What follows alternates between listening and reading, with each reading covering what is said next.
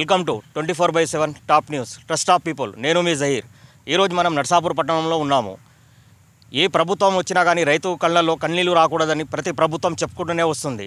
అయితే ఈరోజు ఒక ఆదర్శ రైతు కళ్ళల్లోనే మనకు కన్నీళ్లు కనిపిస్తున్నాయి. ఎందుకంటే నలుగురికి ఆదర్శంగా ఉండాల్సినటువంటి ఆ రైతును కొంతమంది రాజకీయ పలుకుబడిని ఉపయోగించి తనకు గవర్నమెంట్ ఏదైతే 12 గుంటలు శాంక్షన్ చేసిందో అసైన్మెంట్ ల్యాండ్, ఆ ల్యాండ్ మీద వాళ్ళు కన్నేసి అతని భూమిని దౌర్జన్యంగా గుంజుకోవడం జరిగింది. ఈయనకు సంబంధించినటువంటి 1.5 ఎకరం ఇక్కడ పట్టా ల్యాండ్ ఉన్నది. ఇక్కడ ఆల్రెడీ ఒకసారి చూడండి, ఇదంతా పట్టా ల్యాండ్. ఆ పట్టా ల్యాండ్లో డెవలపింగ్ గురించి తను ఇచ్చాడు. దాంతో అతనికి ఏ ఇష్యూస్ లేవు దాని మీద. కానీ దాని పక్కనే ఉన్నటువంటి అసైన్మెంట్ ల్యాండ్ ఏదైతే 12 గుంటలు ఉన్నదో ఆ ల్యాండ్ మీద వాళ్ళు అక్కడికి సంబంధించినటువంటి రియాల్టర్లు కన్నేసి అతనిని దౌర్జన్యంగా అతని భూమిని గుంజుకోవడం జరిగింది.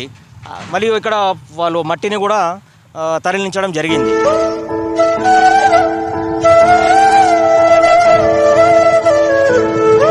ఆదర్శ రైతు శ్రీశైలం గారు మనతో ఉన్నారు.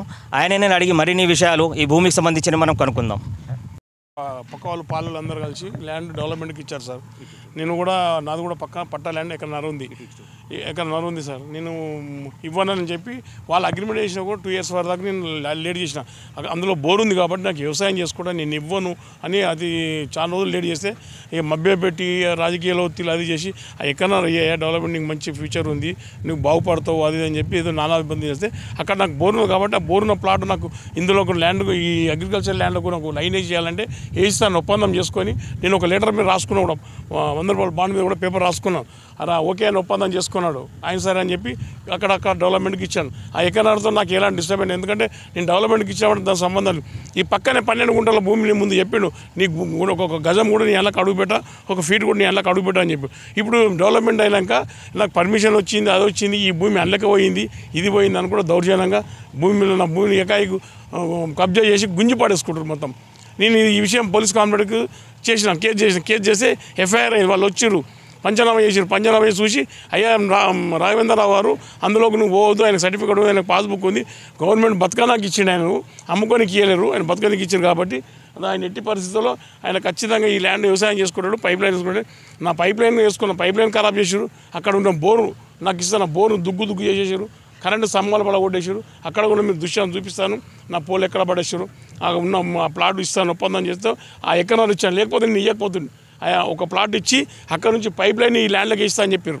ఆ లాలూచి చెప్పి నన్ను మభ్య పెట్టి ఎకరాలు దౌర్జన్యంగా తీసుకున్నారు, చేసేస్తారు. ఎట్లయినా మళ్ళీ ఇందులో పంట వేస్తాడని చెప్పి. ఇంతకుముందు పంట ఉండే, కింది కూడా పంట ఉండే, ఇదంతా పంట మీకు ఇక్కడ కనబడుతుంది సార్. వరికాయకాయలు అంతా వరికాయకాయలు కనబడుతుంది మొత్తం. వర్షాకాలంలో పంట తీస్తారు. ఇక్కడ ఎవరు ఇవ్వాలి, నేను పంట తీసింది సపరేట్ ఇంట్లోకి రాను అంటే నాటేసుకున్నాను. ఇప్పుడు మళ్ళీ నాటి పెడతానని చెప్పి రాత్రి మొత్తం దౌర్జన్యంగా చేసి పడేస్తారు. తీసుకెళ్ళడం జరిగిందా? వెళ్ళాను, అధికారుల దృష్టిలో చేసి ఎస్ఐకి సిఐకి కాంప్లైంట్ చేశాను.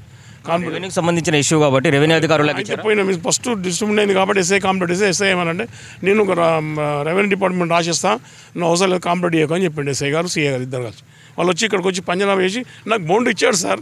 వాళ్ళు వచ్చేసిందంటే వచ్చి వాళ్ళు వెంచర్ వాళ్ళని పిలిచారు, ఇందులోకి పోవద్దు అని చెప్పి నీ వరాలు నువ్వు వేసుకోండి. పొద్దున్న మళ్ళీ ట్రాక్టర్ తీసుకొచ్చి ఒక 5 గంటలు మళ్ళీ నా వరాలు నేను వేసుకున్నాను. మళ్ళీ మడ్డు కట్టుకున్నాను తర్వాత మళ్ళీ నెక్స్ట్ రోజు మళ్ళీ ఖరాబ్ చేస్తాను. నన్ను అది దౌర్జన్యంగా దారుణంగా ఖరాబ్ చేస్తాను మొత్తం. నేను వేయడం వాళ్ళు తీసాను సార్. అంతే వాళ్ళ మొత్తం. నేను లేకనే ఇవి పెద్ద ఎత్తున వాళ్ళ చేతి నేనేమో కిరాయి తీసుకురావాలి, వాళ్ళ చేతులు పని దాని పని ఎత్తేయాలి అంతే. ఈ పని అవుతుంది సార్. ఇది 3వ టైం. ఇప్పుడు పోలీస్ స్టేషన్లో కంప్లైంట్ చేసినాం, కేసు చేస్తలేడు సార్. ఇంతకుముందు చేసిన వాళ్ళ మీద చేస్తే కేసు చేసిర్రు, వాళ్ళిద్దరి మీద ఇప్పటికి ఎక్కడైతే ఓనర్ వాళ్ళ మీద కేసు చేస్తలేరు సార్. తహసీల్దార్ గారు ఏమన్నారు ఈ విషయం గురించి? తహసీల్దార్ గారు మేము సైడ్ మీదకి వస్తారా అంటూ ఇప్పటికి వస్తారు, సైడ్ మీదకి వస్తారు. రెవెన్యూకి సంబంధించి అధికారులు ఎవరు ఇప్పటివరకు రాలేరు, ఇక్కడికి ఇంతవరకు రాలేదు. చెప్పాము అక్కడ పోతే ఎవరు ఎప్పుడు ఎంఆర్ఓ అందుబాటులో ఉంటాడు. ఎస్ఐ పోయి కలిసాను, సార్ లేడని చెప్తే నేను పంపిస్తున్నాను లెటర్ ఇచ్చి కానిస్టేబుల్ ఇచ్చి పంపించాడు, అక్కడికి ఎంఆర్ఓ పంపించాడు. ఈ సర్వే నెంబర్ ఏదండి? ఇది 731 సార్. ఇందులో నాకు 2011-14లో సేంద్రియ పద్ధతుల ఉరి ఈ మధ్య ఈ 12 గుంటల కూరగాయలు పండిస్తారు. నా పక్క ల్యాండ్లో ఉరి పండిస్తే ఇక్కడ కలెక్టర్ గారు వచ్చి కూడా అప్పట్లో 2011-14లో నన్ను ఉత్తమ రైతుగా అవార్డు ఇచ్చి కలెక్టరేట్లో సన్మానం చేసిన సర్టిఫికేట్లు కూడా ఉన్నాయి. ఆల్రెడీ ఇక్కడ పొలం కలెక్టర్ కూడా కేష్ కుమార్ గారు వచ్చి ఇక్కడ చూసారు. ఈ 731 12 గుంటల భూమి కబ్జా చేయాలని చూస్తున్నారు సార్. దౌర్జన్యంగా అతి దౌర్జన్యంగా వెంచర్ వాళ్ళకు దౌర్జన్యంగా నా ల్యాండ్ కబ్జా చేయాలని చూస్తారు.